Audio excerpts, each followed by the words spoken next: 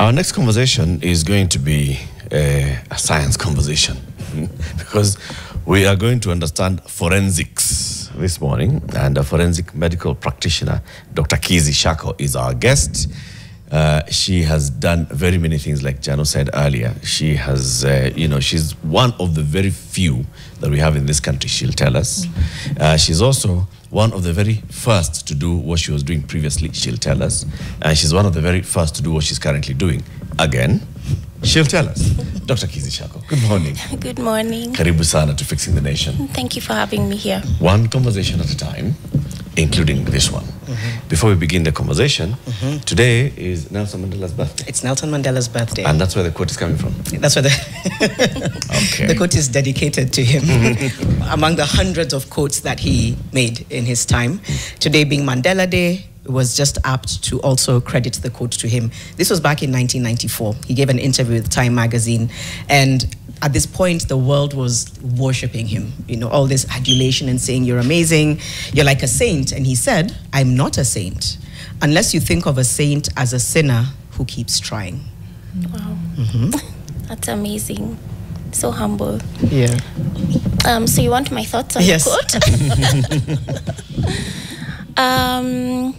I think, looking back at Nelson Mandela's time, and even how a lot of his quotes actually came up when I was studying my master's program, and something called Nelson Mandela Rules, which is all about ensuring that human rights of even those who are held in custody, which is sort of like what you've just mentioned, are treated with respect, with dignity, and with compassion, because, they're humans and anything could have happened to them. So that for me is what really stayed in my mind. Like, everyone who ends up in custody for whatever reason must be treated with respect. The punishment is lack of freedom, not further punishment when you have already lost your freedom. So that's a very powerful approach, because it extends empathy even when people don't feel like it's something that that person deserves. How would you describe what you do? What I do is very interesting. Very interesting for me, at least. I know it's different. It's not your usual kind of work, but I like it because it's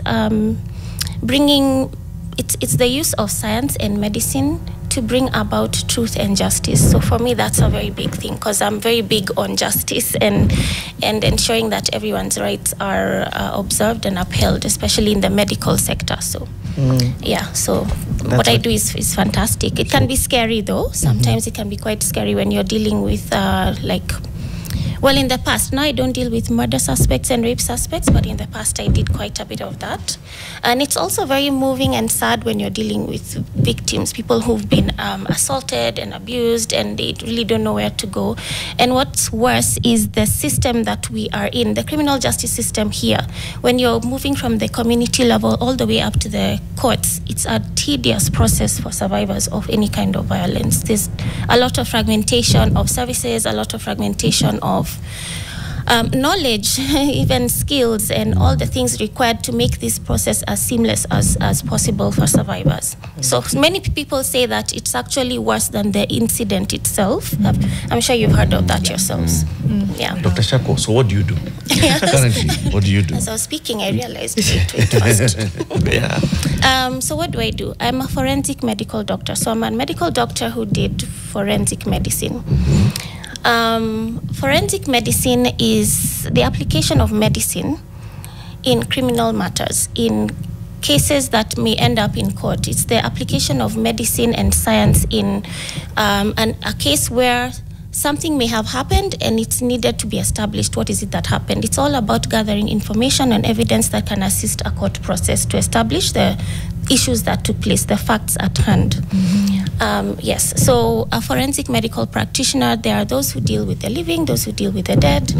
I am more with the living, so I do a lot with survivors of sexual violence, physical assault, torture, and so on. Where? In Nairobi. You want to know where exactly? I tend to move around because I don't like having to make survivors move much. So it's usually with survivors I'm dealing with. And so I'll go to a place of their comfort. So it can be everywhere. But I'm generally based in Nairobi. Okay. And previously, where were you? I was at the judiciary. I was an SGBV advisor to the Office of the Chief Justice. And before that, I was in the Ministry of Health, clinical forensic medicine, and as a police surgeon. So I worked as a police surgeon and sort of in two positions at the same time. Yes. And before that, a police surgeon is a police doctor. The term surgery, I know it's confusing, but it's very old, and it refers to a clinic, so like a police clinic. And a police surgeon's work involves assessing and examining victims and suspects involved in violent crime. And so here, what I heard when I joined was, when I joined the police surgeries, here you fill P3 forms. And I was like, really? There must be more to it than that. Yeah, so it's about conducting forensic examinations, gathering evidence, gathering information, documenting it properly, giving guidance to survivors and even suspects, on what to expect, what is going to happen, what should be done.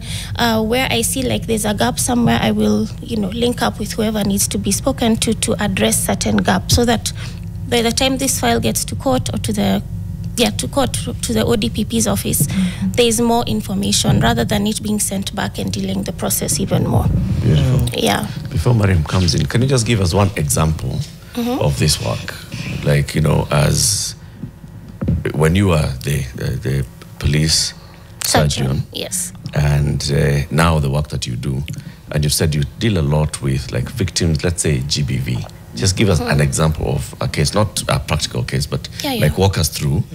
So what do you do? So at what point do you come in through the commission of this crime? So the Office of the Police Surgery is only in Nairobi. There are no others in Kenya. And so the work a police surgeon does is done in other medical facilities in public health spaces. Yeah. However, in Nairobi, what I would do is, so what happens if, let's say, there's been an act has taken place, a child has been defiled, they will either go to a police station to report or a medical facility. If they go to a police station, they'll be sent to the medical facility because a lot needs to be done before. You have a short window period in which medication can be given, especially for HIV and so on. You want to ensure any medical issues are handled. If there are injuries, they are dealt with. And so the medical facility is the best place to start, also because evidence is lost every minute after the incident occurs. It's just being shared, especially in young children. You have about 24 hours to gather biological evidence. So then after going to the medical facility, treatment is given, evidence is gathered, they will be sent back to the police station if they were not already with a police officer. An OB number will be issued, statements taken, and a P3 form given to this survivor. This P3 form needs to be completed by a medical practitioner. Right now, it's being done in various ways. It can be a private setting or a public hospital. Depends on the jurisdiction you're in. Then this P3 form can also be brought now in Nairobi to the police surgeon. So that's where I would come in. After the police have said, okay, go and get this Kenya medical report form filled, and then I would come in at that point and have to examine again and document and look at all the medical notes. So it's kind of like verifying that this is actually what has happened or these injuries are actually true. Because you'll find people who will they will say they've been hurt, but when you undo everything, you see there are no injuries, they're just lying. They fabricated a lot of documents to pin someone down with assault when they actually hadn't done that. So do you meet the victim again? Yes, I must meet the victim. You must see the victim again. Yes, to ensure that this is actually, I know it is very traumatizing, but you see them again. I would see them again, look at everything they have with them, examine again, because again, I don't want to copy someone else's work, because in court I'll go and say that I examined and I found and it's my signature. So to me that didn't, ethically it's not correct to do it that way. But I learned a lot in that system of repeat examinations. I learned a lot about our system, about the knowledge gaps we have in the medical sector, the police sector, the legal sector. I learned a lot about the trauma that survivors encounter when they have to do all these things, going to so many offices. Yeah, you get to see firsthand what is happening. And I also learned a lot about the knowledge gaps within the survivors and their families themselves. Many times they have no idea what they're doing, why they're doing. We were just told to come for a P3 form, and they don't know why, what is happening, where are they headed next, and so on and so forth. So that was the good thing about it, because then I started advocating a lot for improvement in the way forensic evidence is managed in the country. And to thread on that, but just before, how many forensic doctors do we have in Kenya? I'm not very sure, but I would say less than 10. And most of those are forensic pathologists, so their work is mainly dealing with death investigations. And then we have 2 forensic dentists and 1 clinical forensic doctor. Being you?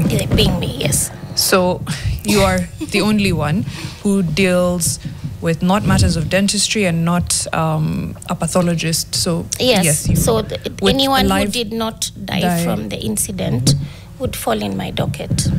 That's a huge docket for a nation of almost 60 million people. That's a huge gap. It is. I don't know where to begin. In your estimation, what percentage of cases in the criminal justice system fall apart, or justice isn't seen because of the lack of forensic evidence? That's a very good question. It's a question we've also asked, like what's the attrition rate? So if 100 people complain or report, how many actually get to the next level and the next level? The answer is I don't have that information. I can't even estimate. But I do know that because of this, there's lack of trust in the government, so to speak.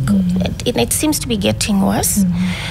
And so many times you'll find people will say, this happened to me, but I'm not going to report because it's a waste of my time. I'll be asked for money. They'll take me around in circles. I won't get to where I need to be. So why should I subject myself or my child to this kind of incident? Actually, most people I meet now don't report, which is very disturbing. So I think I don't really have the figures for that, but I know that it is a serious problem. The issue around insufficient evidence and not reporting as a result of lack of trust is a huge barrier to justice, and it's something that needs to be addressed. And the process of, we say justice delayed is already, justice denied. But I want to begin maybe threading through the criminal justice system and seeing gaps and fixes, if you don't mind. So let's start with a crime has occurred. It could be defilement, it could be rape, it could be assault. Someone goes to a police station. To the best of your knowledge, how many police officers are trained to be able to take a statement, to be empathetic? Yes, and I know we have a few SGBV desks across the country, but how many, and are they working? How many SGBV desks there are?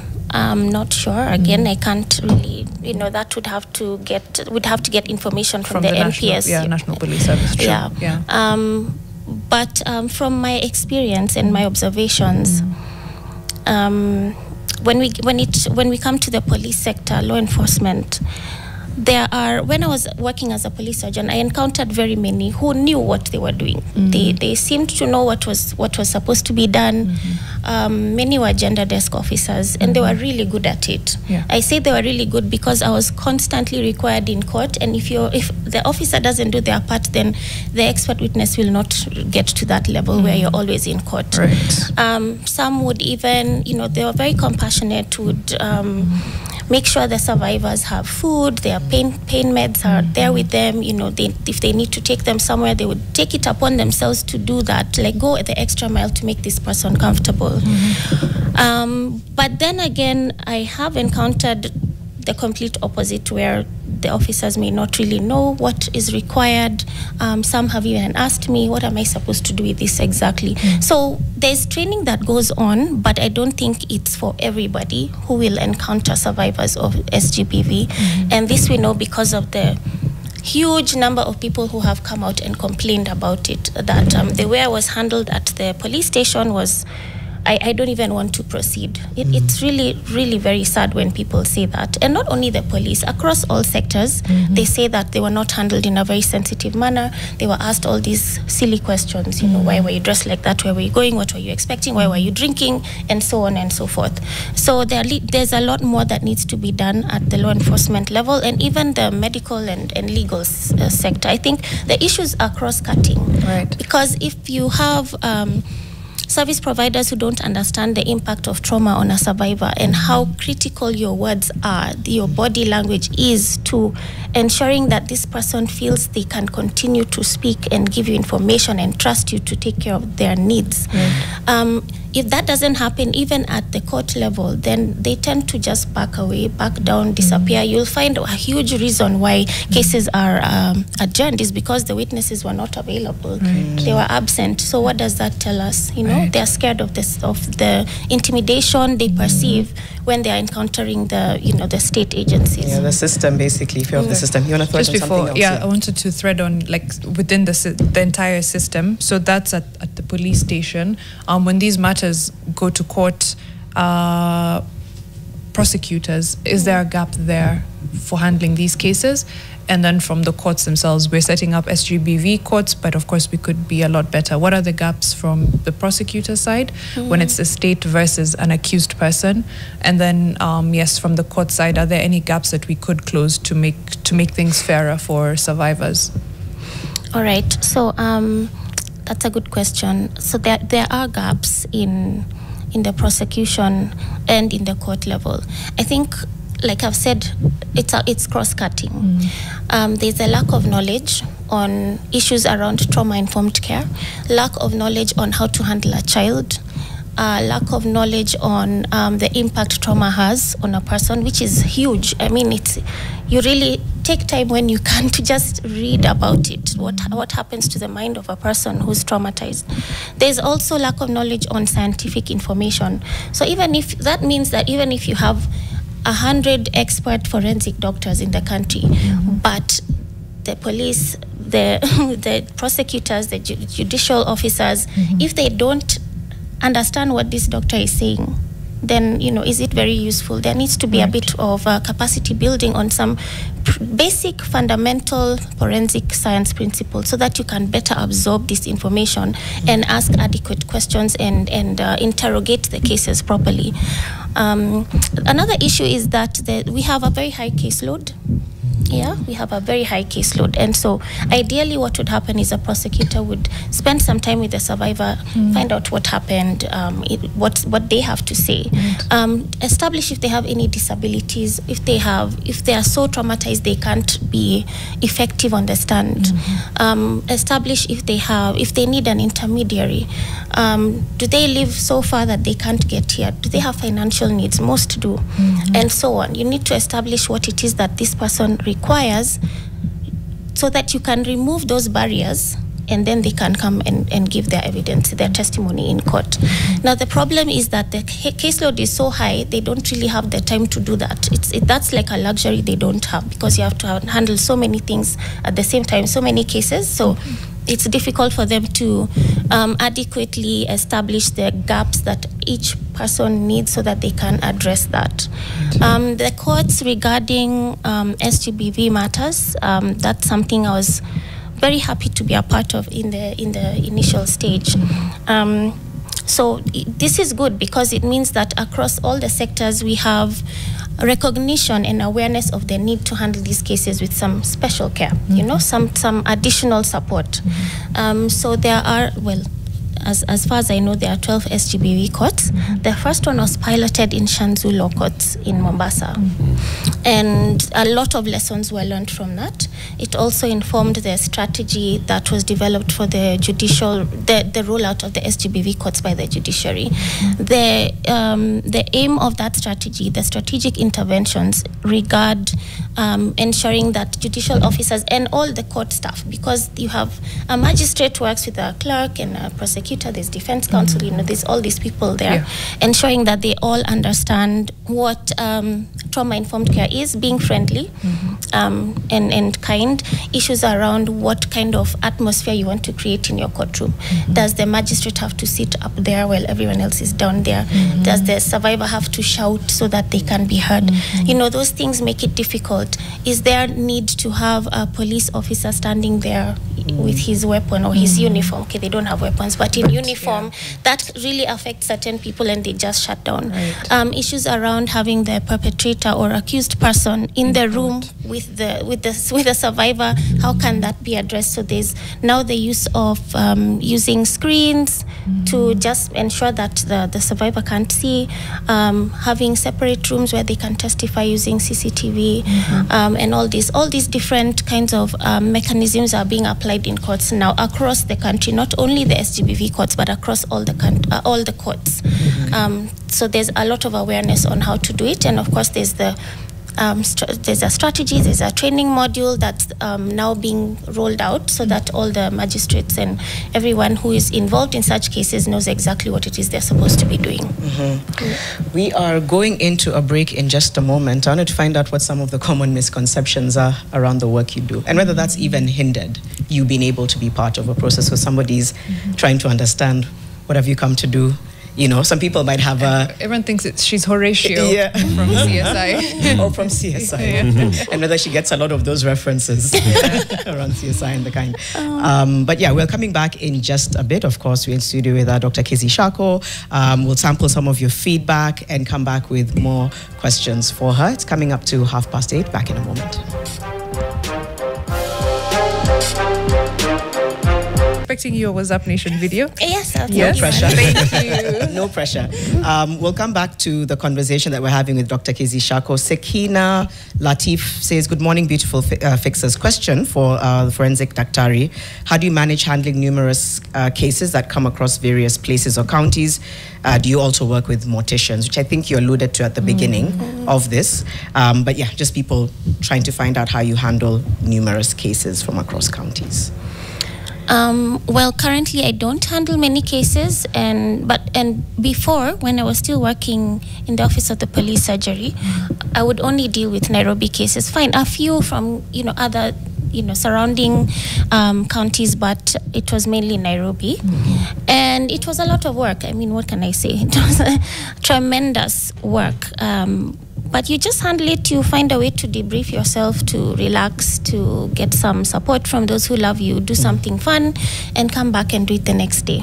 It's powerful. I'd love to, towards the end of this, just find out how you're able to pour into yourself, because it's heavy. Exactly. Before the break, we'd asked about the misconceptions around your work.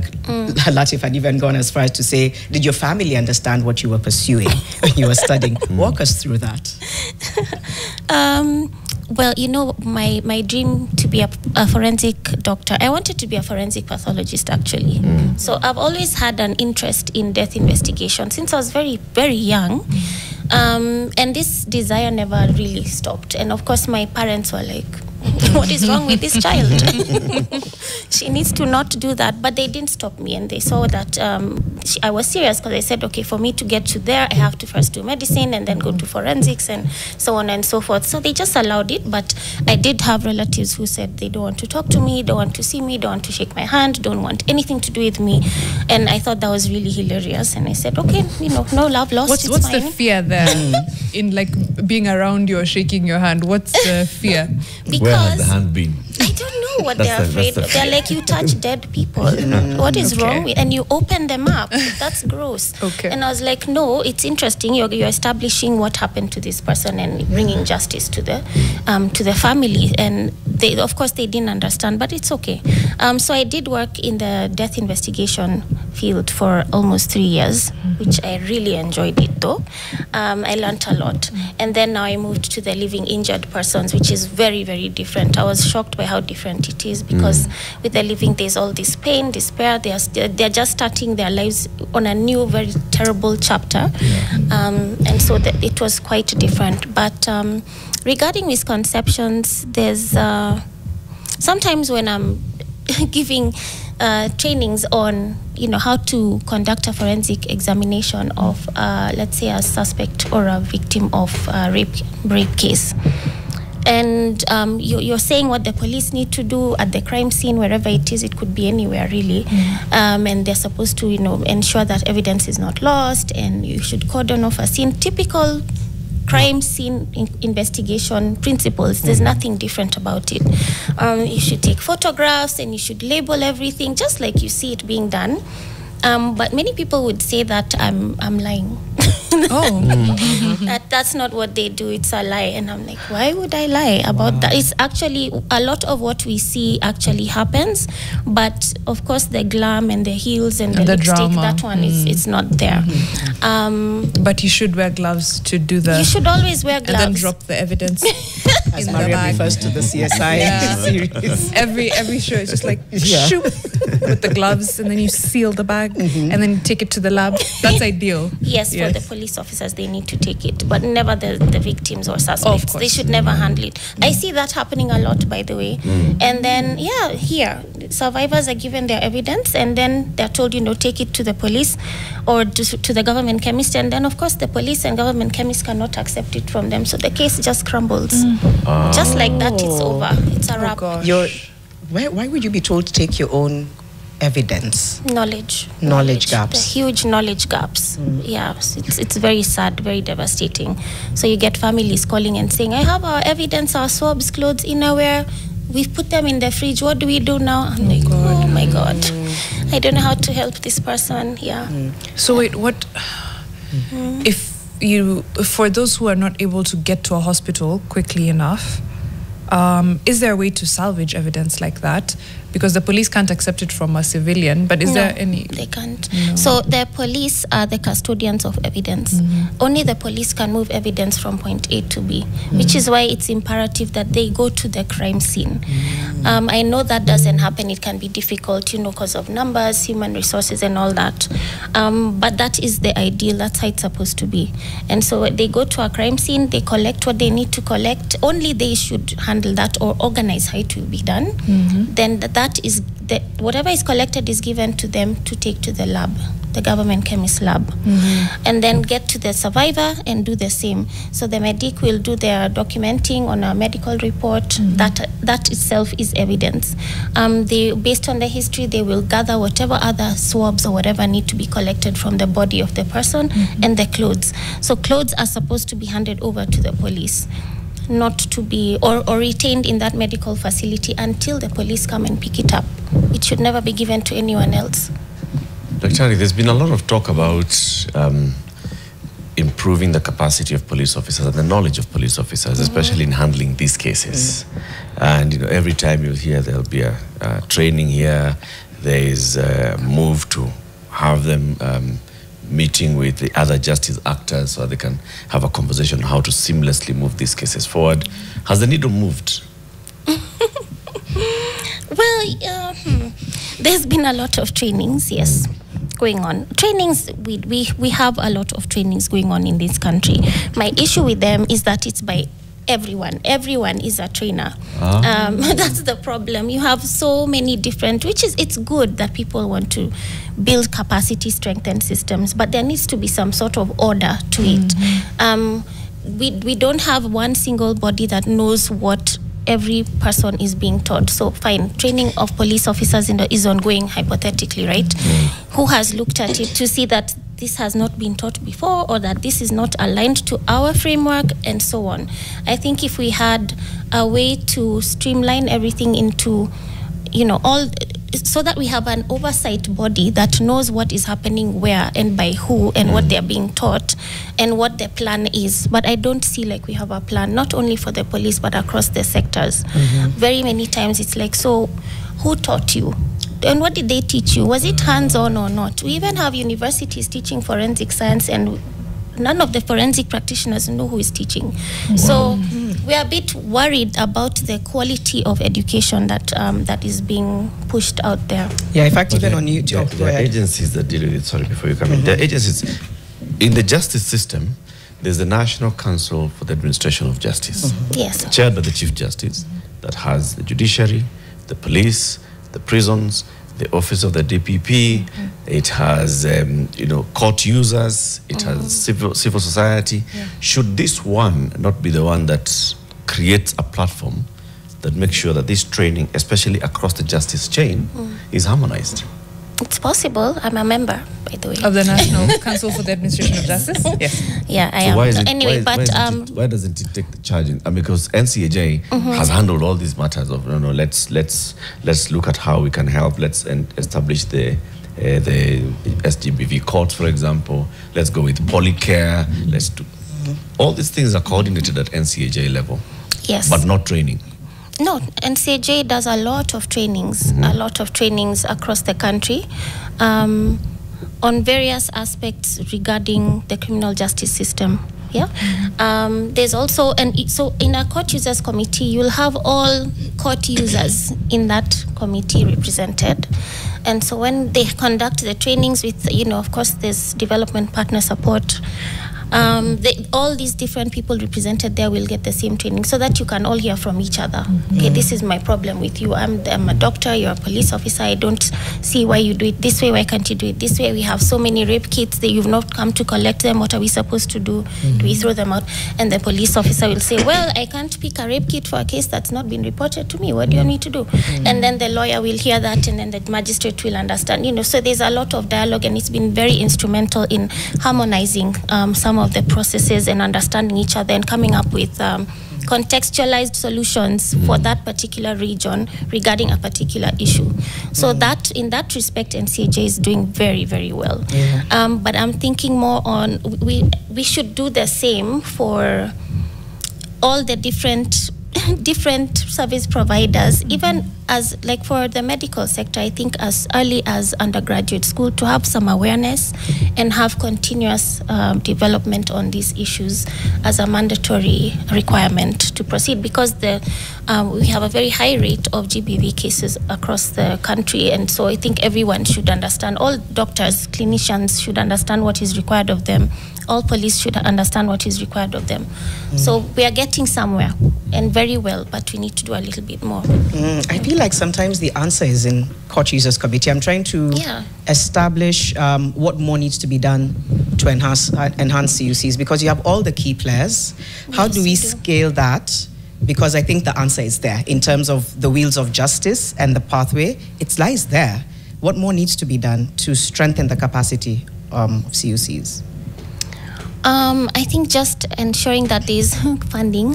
Funding is always a thing. There needs to be funding for it, for more of these kinds of sessions to take place, workshops and all that, to be able to be carried out on a regular basis.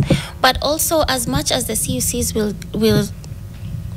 will reach the different service providers at the grassroots level, there also needs to be more beyond that, and there needs to be training before you enter into the criminal justice system, so that you are aware of what it is that you are looking for and what you're doing and why you're doing it, not waiting for a CUC facilitation to come about. Because by then you'll have encountered 50 cases and you're like, oops, I did the wrong thing here. And you should see how bad people feel when they realize they did something that they shouldn't have done, because no one taught them. Wow. Speaking of, even John Mwangi, what steps are being taken to train more forensic doctors and improve their capacity? What does it take to study to be a forensic doctor? Is the same practice in Kenya and other countries? So that's Sekina and John. So just walk us through, because I know we started this by asking about the capacity. Let's now go to the training. Where can people study this? What more needs to be done to either bring trainers or take people for training outside Kenya? I always recommend that training is done in jurisdictions that have well-established forensic systems in place, where you're not having to explain yourself or explain and educate everyone on what it is you're doing, but they already understand. So, for example, and in fact, someone asked about, do I work in mortuaries? In Australia, I'll use Australia because that's where I studied. If there's a death that has occurred and there's a suspicion that this person may have been sexually assaulted, the forensic pathologist and the clinical forensic practitioner will do that autopsy together. there's a lot of multidisciplinary work done in other countries because everyone understands this is your role, and we need to work together. So that's something I would like to see happening here as well. I would recommend, I think I recommended already where training should be done. It's better to just do it where it's well done. So that's Australia, South Africa, Europe, the US, Canada, and so on. Because then you're learning in an environment that has already there's goodwill. Everyone understands what's happening. It's a good working environment. All the resources are present. You're not learning from a place of lack so that you're constantly improvising. So I always recommend go learn where it's done best and then come here when you have understood that, and then you can adequately improvise if you need to. Right. Yeah. Anything in the works to have that happen here, forensic medicine be studied here in a way that is easy to access, one, affordable, quality, and something that is credible and meets international standards? Because you've spoken to some of the degrees being offered and you're like, okay, we can't speak to the quality right now. Exactly. Yeah.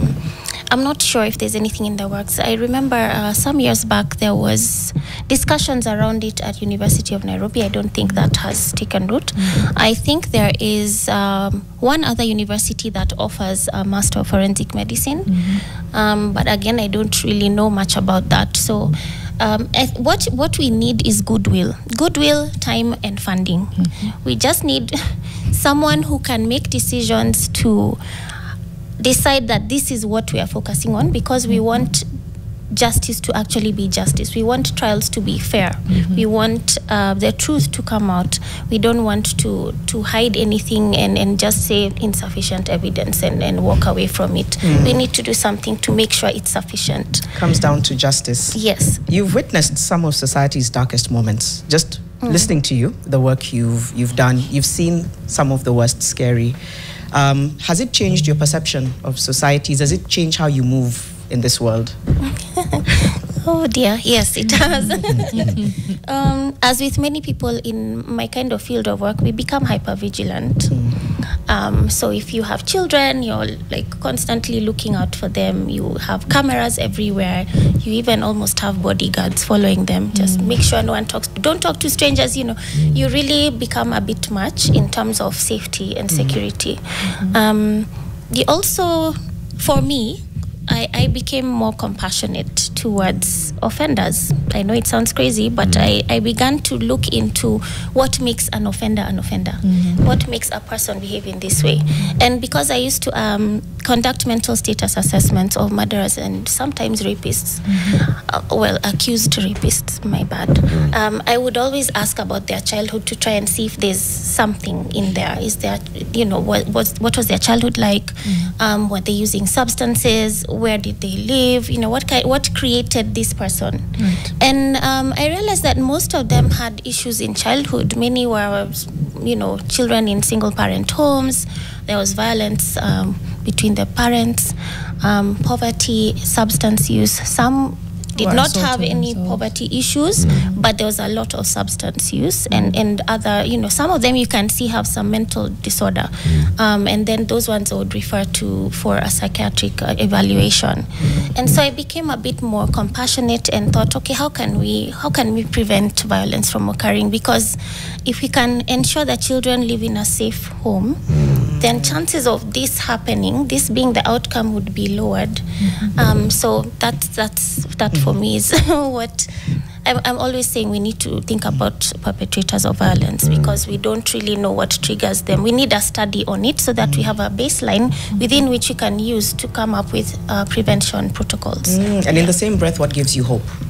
Even as you move that way, even as you move with the elements of being hypervigilant, etc. What reins you in and grounds you and gives you hope to say, you know what, the world is still a good place. The world is not such a bad place. Yeah.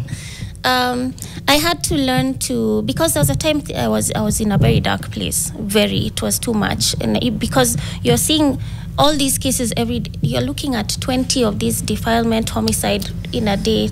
It's a bit much, and then there are others. And it's daily, so you don't have time to shed off what I gathered today and start afresh. And so at some point I realized I was it was affecting me negatively. I was very sad all the time, very angry all the time.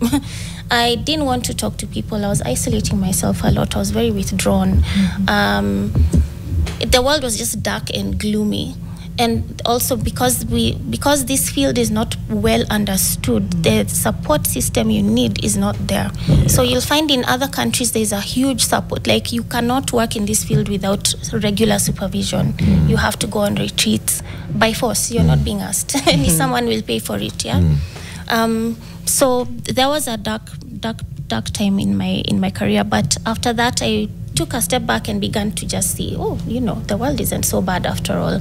And spending time with loved ones, doing things you enjoy, it really makes a very big difference to balance you.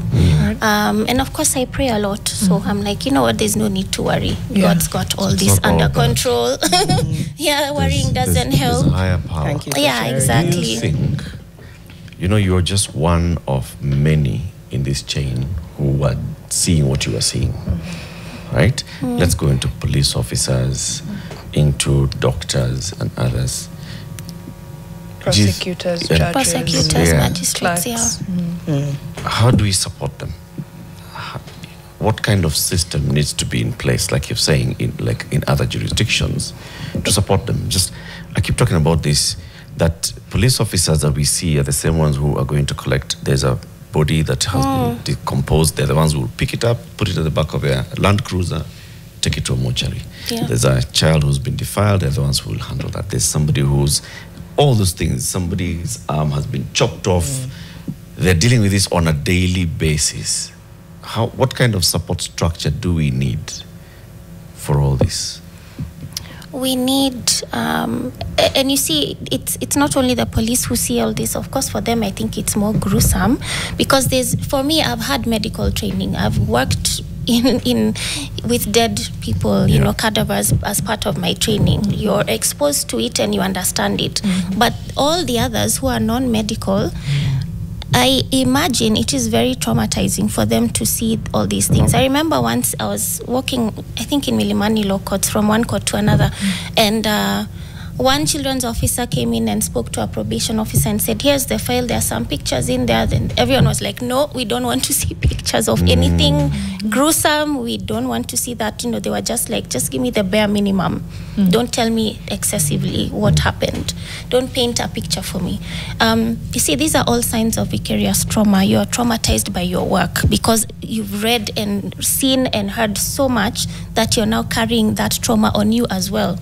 So for such providers to ensure their mental well-being is where it should be, there needs to be a very clear system of supervision and debriefing and rest and recuperation. It has to be part and parcel of the work that is done. I think it's even in one of our acts on is it occupational health or one of those that talks about the need for people who work in such fields to take time out so that you can just go and do something else, or rotate. Don't be stuck in that field for 3 years, 4 years. It's too long. You need to do other things. So 2 years you're on the field, 2 years you're managing, 2 years you're doing something entirely different, then you just come back like that. That way at least then people will not be, these service providers won't find themselves stuck and hating going to work every day because of all this. Also, there's a need to ensure that, in the medical sector and the law enforcement, that they have the equipment they need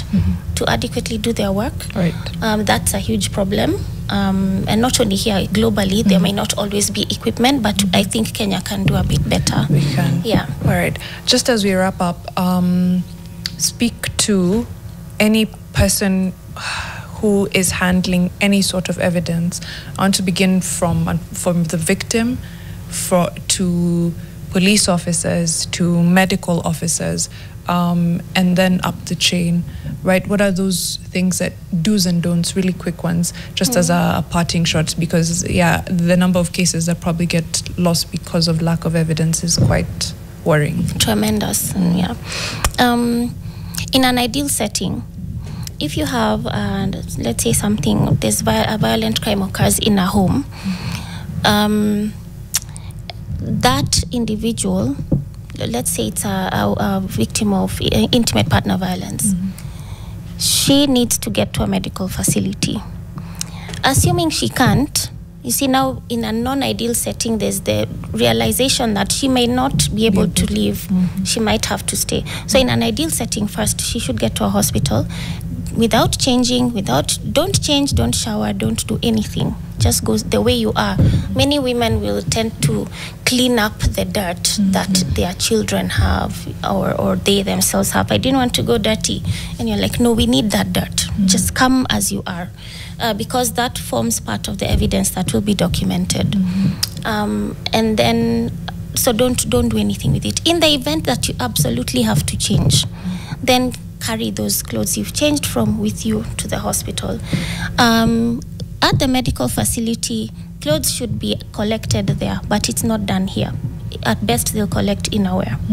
But sometimes what can be seen, sometimes you have evidence on the other clothes as well. That really should be collected. It should not go back with the survivor. Then the medical facility, after they collect whatever evidence they are gathering, the clothes, photographs, if they take photographs, swabs and all that, foreign material should be kept in a fridge, just very basically, because there's a lot more to it. But it should be kept properly under lock and key and only given to a police officer investigating the case. That's the only time it should be removed. Sometimes you have situations where a report for this particular kit has not been made. So do we keep it for a year, 2 years, 3 years? That's something that our country has not addressed yet. And I think it should, because some will be discarded in 5 days, 10 days, which is very, very tragic. In case you decide you want to go to court with this issue or prosecute, a year later, you'll find your evidence was discarded. And there's nothing more you can do. So after the police collect it from the medical facility, they will take it to the government chemist lab for analysis. Okay. Yeah. Have I explained? Yes. We need to have you back at some point. No There's people who problem. ask you about cold cases. Somebody else is asking about success stories. So you're such a wealth of information. So hopefully we'll have you back soon. But thank you so much for coming. Thank you. Yeah, Thanks for having me. It was fun. It was fun. It was nice to see you guys again. Thank you. Yeah. Yeah. Our next Into hour? the next hour. Oh, it's me. Yeah. See me, I was doing An author. I was doing the transition. Mariam, Thank tell you. us. All right. Thank you, Dr. The author, Kizzie Shako, yeah. right, cracking the Gen Z code, Funmi Akiyemi. Let me get her name. I don't want to mispronounce names, given that I'm always telling people, Mariam, not Miriam. But of course, Funmi will be with us. She is the author of Cracking the Gen Z Code. We'll be speaking to her about the book, what it took, what kind of mental space she was in, and if she's managed to crack the Gen Z code. Funmi Akiyemi. We'll be speaking to her in the next hour. Keep it here. NTV, Nation FM, YouTube, Facebook, Instagram, everywhere.